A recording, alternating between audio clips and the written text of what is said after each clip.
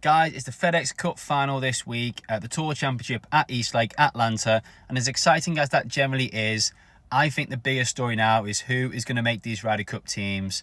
These guys were announced last week as the first 6 players on the US team. Good mix, some strong players. Obviously, Scottie Schefflers, he feels like he could probably beat the European team on his own all at once at the moment. But also 3 rookies. So guys, let's break it down. Let's have a little look at those teams as they would stand right now in a bit more detail.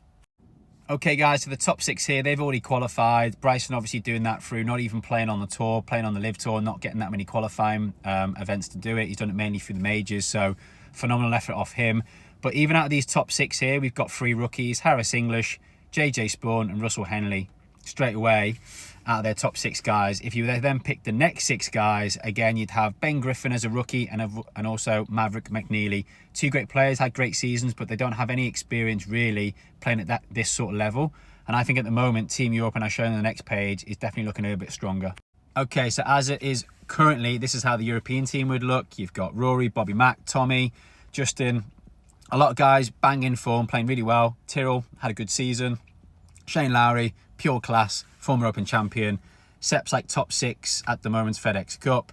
Rasmus Ludwig, who'd make it into any team, I think. Victor Hovland, Matt Wallace, and then Matt Fitzpatrick. So really the only rookie or 2 rookies in that team would be Rasmus, who didn't play. It was his brother last time, Nikolai, and Matt Wallace, who, again, in those final 2 places there, I think it's going to be up for probably some picks. I feel like these guys are going to make it, and then I think it's going to be picked for the bottom 2 for Luke Donald.